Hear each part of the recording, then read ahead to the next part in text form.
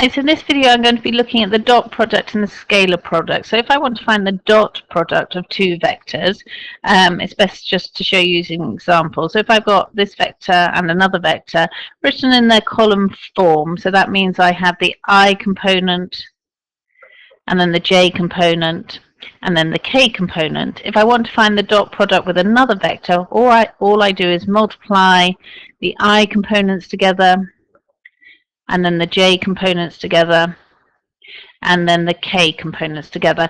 And once I've done that multiplication, what I do is I add the result for each of those.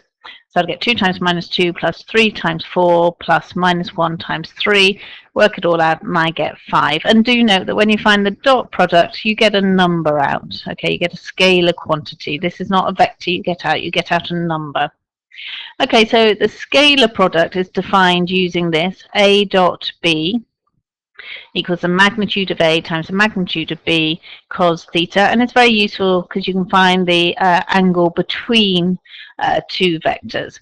And it's interesting to note that if I have two vectors which are perpendicular to each other, so at right angles, we have theta equals 90, cos 90 equals 0. So A dot B will equal 0.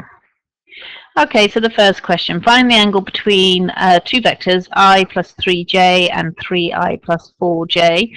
I'm going to be using the scalar product formula here. So I just need to work out all the bits. I need the A dot B, I need the magnitude of A and magnitude of B. And remember how you find the magnitude of A and B. You find it by using Pythagoras. You can refer back to another video on that if you need to. But basically you just square each of the components and take the square root. So this is 1 squared plus 3 squared.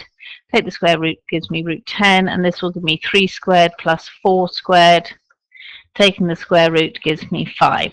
And then to work out the dot product, I do 1 times 3 plus 3 times 4. 1 times 3 plus 3 times 4 gives me 15. And then shove everything in this thing up here. And so A dot B is 15. The magnitude of A times the magnitude of B gives me 5 root 10 times cos theta. So I want cos theta on its own, so I divide by 5 root 10, just cancelling down my 15 and that 5. So I get cos theta equals 3 of root 10, and then I just use my inverse cos button on my calculator to get my answer out. Okay, so it's quite straightforward. You just need to make sure you know how to work out the bits and how to find the magnitude of a vector and the dot product between two vectors.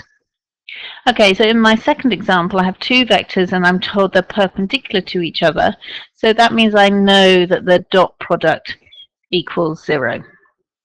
So what I do is take the dot product of these two vectors. So first of all, I'm going to write them in the column form. So that's minus 3, minus 2, and n, minus 1, 2, n, and k. So always making sure I go I, j, k.